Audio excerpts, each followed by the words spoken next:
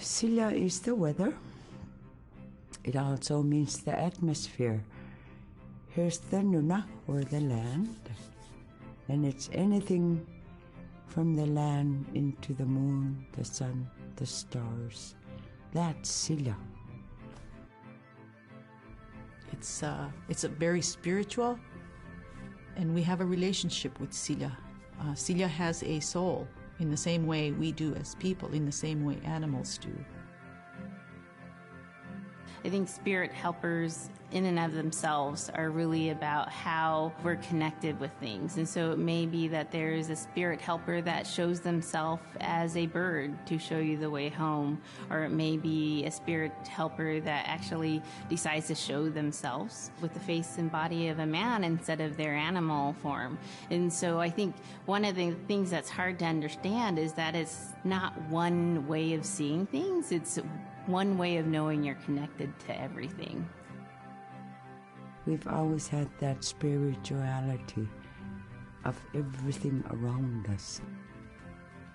It's the interaction you have with the air you breathe, the ocean that you gather resources from, the rivers from which you gather fish, the tundra from which you pick berries, the animals that give themselves. It's all of that.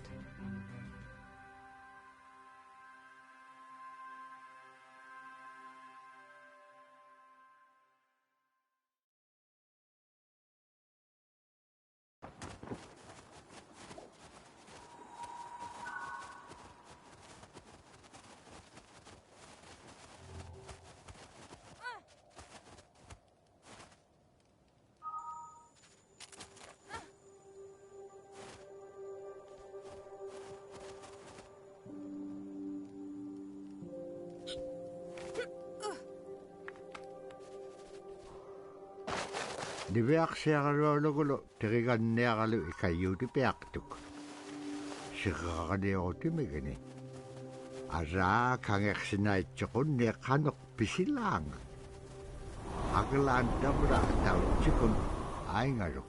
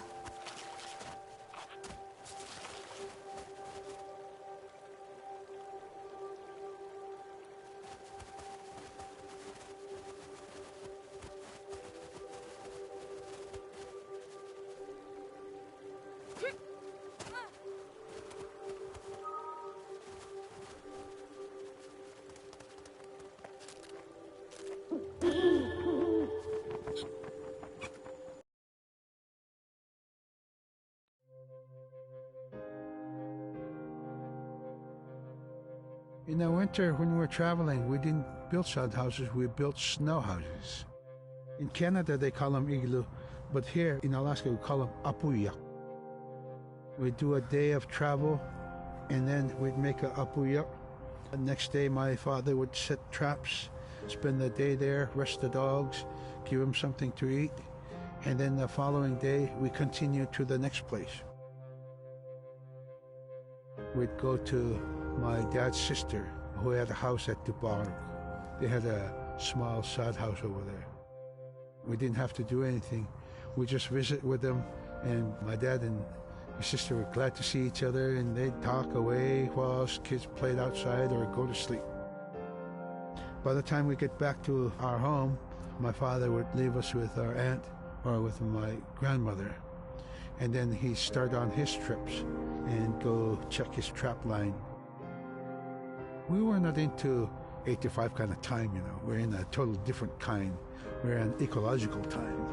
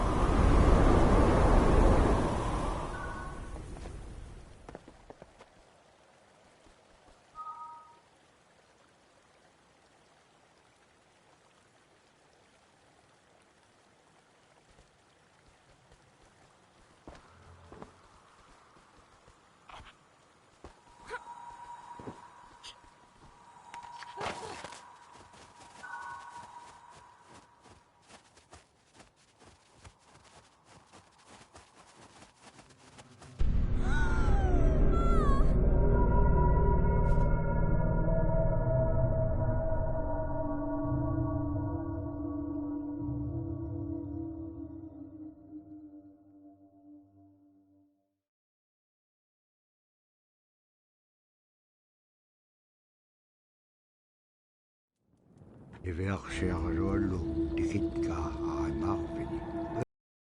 Galaan maluunaqsingamalaq. Inñoquluk tikinngamaluq iveaqsiaqaruallu piingaan. Ivaqaleqsimaluq sumittaimma. Nikatjakkumañainniqsuq. Paqit qaangaarnagu ivaqtani. Nunaqqiq ikiwaqtuaqaniqsuq iñungi tuquttaqtaanganiqsit.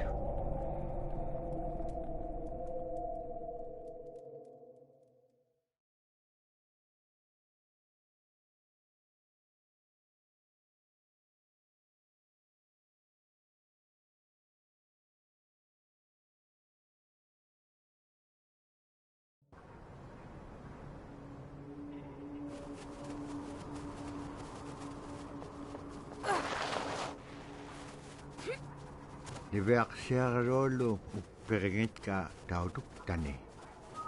Tautukunaqtuaq sunapayaaq siquminganiqsuq. Iveaqsiaqaruallum iñuniaqatingi pisaullaganiqsut.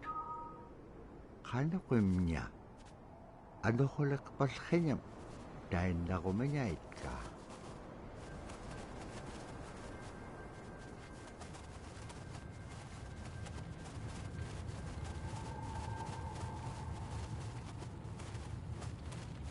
Tamanga ikumawaqtuamik qaqraaqpam iñua niptaqtuq. Sumalagullaqami iveaqsiaqarullum piitsiñingani.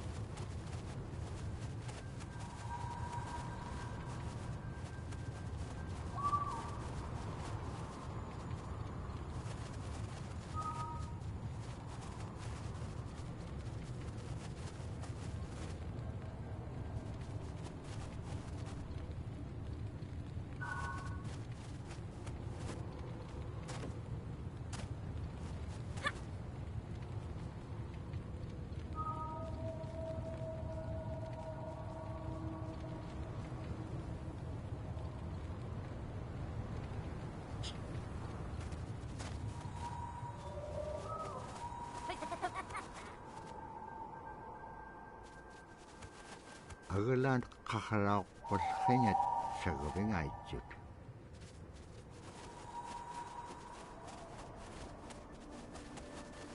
Immenjauret sagupegemiut tasamanga nunamin.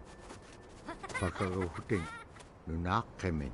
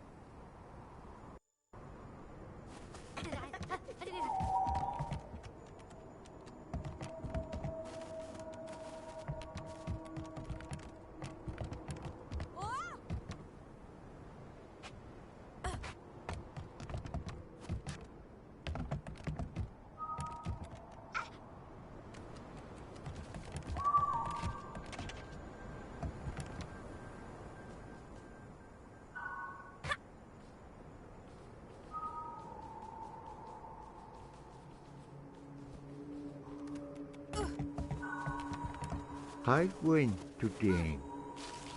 Qallattoq iñugungaruaq uppik.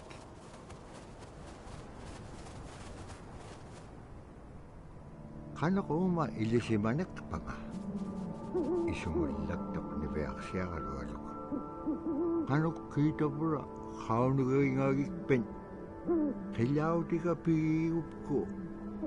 Ikayoguniaqalluarikpen kimun tainna nunaaqeq. Sabaritilanga.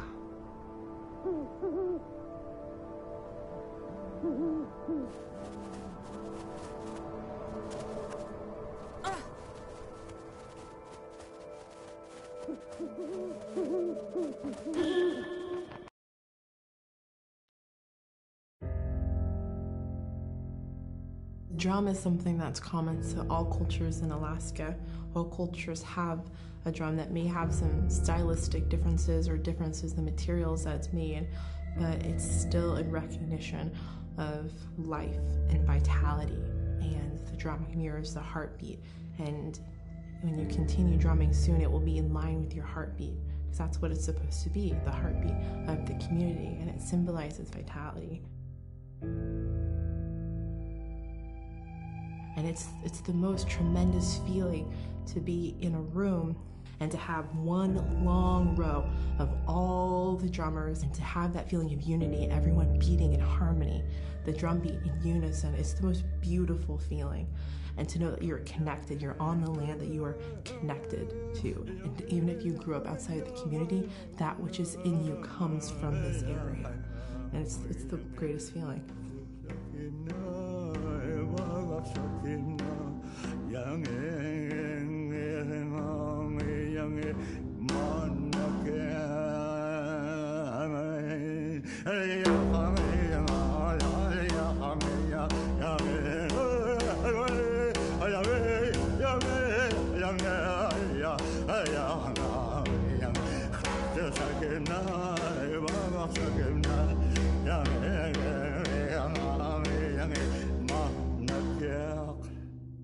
Man, I went at it and look what happens. Oh.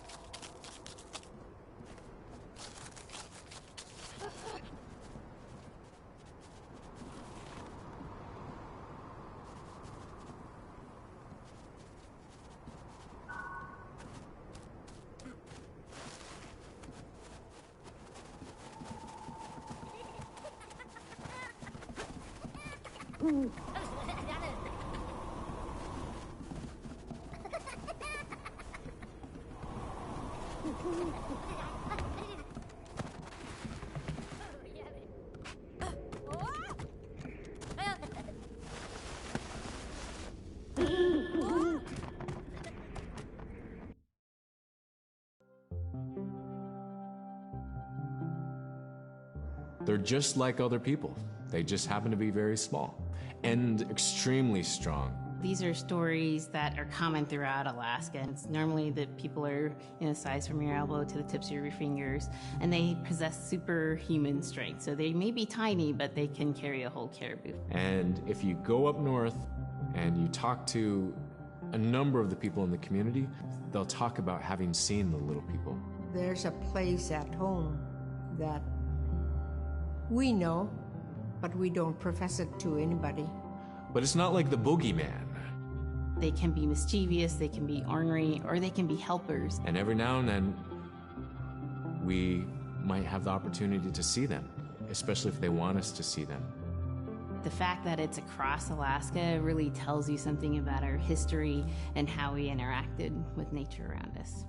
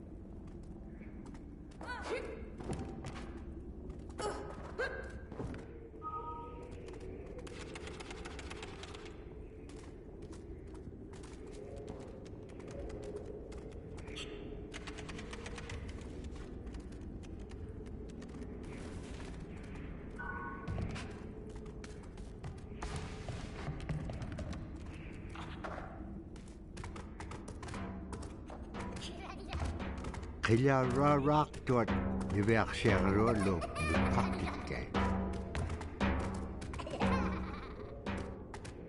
Asi anipiliting suna itukto sa urugumagan.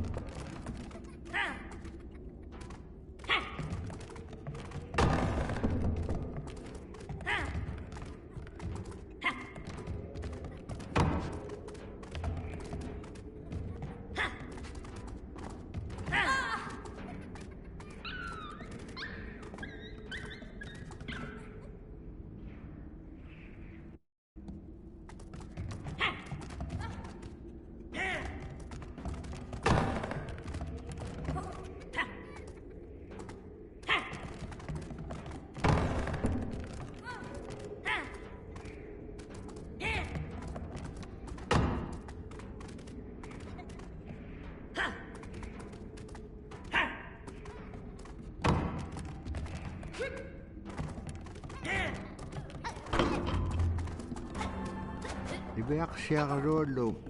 Sabat ko may ahalawit. Imanyarat. Bakit ka upir kailaw tinga?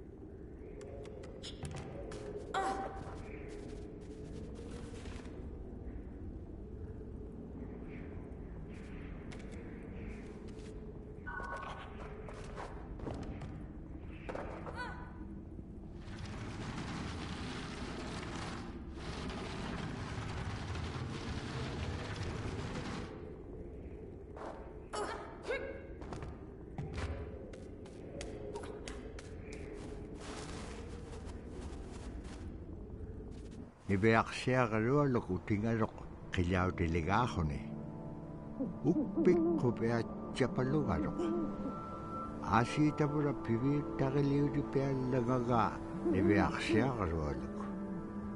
Dahil nako ni ay chudi kirakangarok. Upik ukalagtok.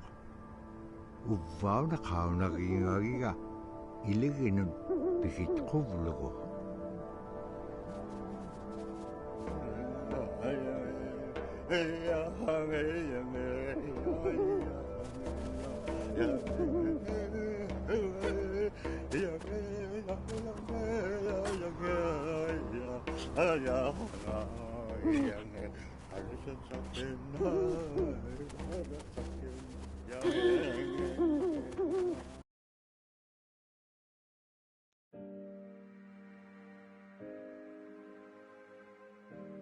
The bola is what we call kilamitang. And the kilamitang is made out of braided sinew tied out to some heavy bone which you could twirl. In my case, we're catching ducks. When we're out whaling, sometimes the ducks start flying. And they're good for duck hunting. You know, if you're a whaling crew, you can't make too much noise. So you can't use a shotgun for getting some duck soup handy, you know. So bola was a really handy weapon to use for catching ducks. You know, the ducks fly in, you throw it up and tangles up the bird, and down they go.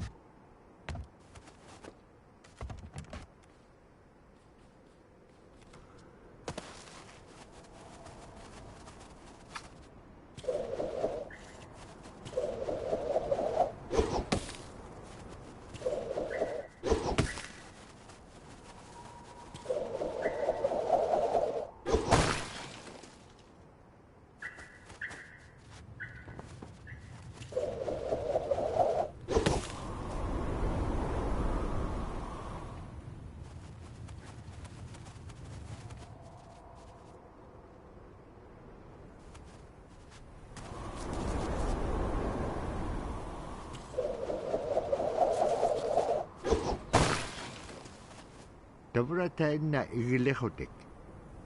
Ibeak siya karwalong ato ka upium achuta.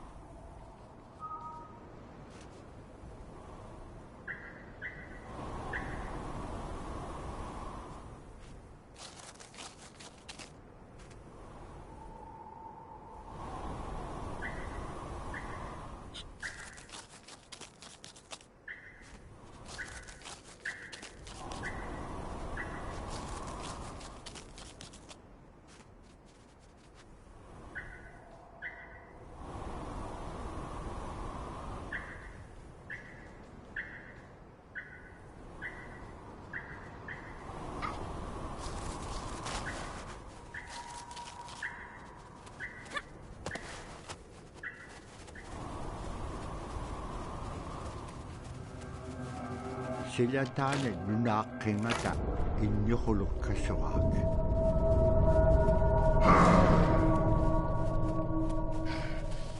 Inyukulum tautu kami lutkakawa. Agalan ibeak siya karodo sa pekinakasimaro.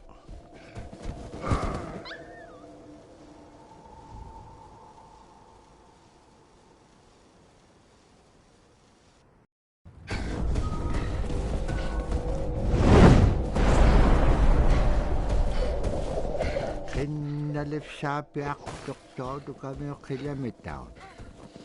Dabra ibak tani daw kay.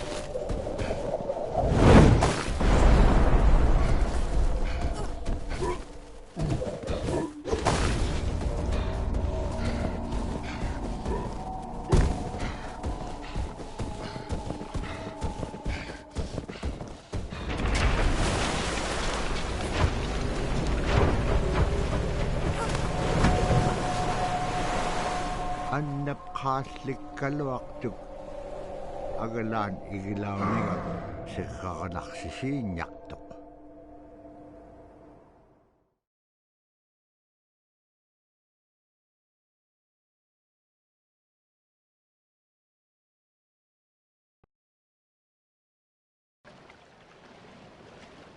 Malakogune uvlugune wisavlutik.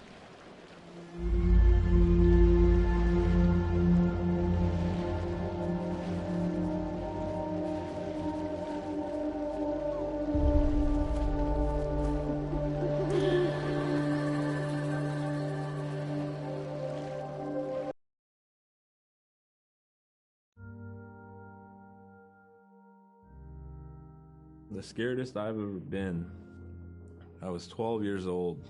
We floated out on a piece of ice while we were duck hunting. It was a bluebird day, just clear blue skies. And there was 3 of us, myself, my brother, and my dad. Next thing you know, we see this dark shadow on the ice. We look and it goes behind us.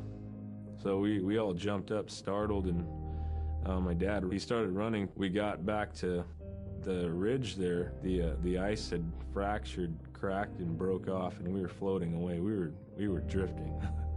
It was close enough to where my dad would have made it. He stopped and he thought about throwing us across, and if one of us was on the other side, we would be split up. So he stopped, and he just so happened to have a cell phone on him. 911 didn't pick up. That's the worst feeling in the world right there. 911 did not pick up. So he left a message because they record their calls. Once he had relayed that information, his cell phone died. That was the scariest moment I've ever had in my life. We were floating away and I thought we were left for dead. He kept calm during this situation. He's bringing out everything positive in this case. You know, I'm crying, my brother's freaking out.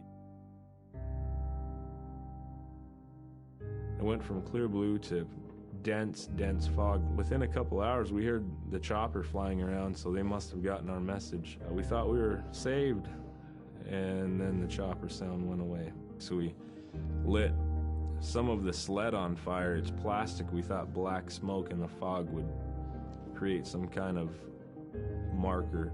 Chopper pilot had mentioned when we got rescued, you could see a glow in the fog, and he slowed down there, and sure enough, as soon as he slowed down, we got within visual.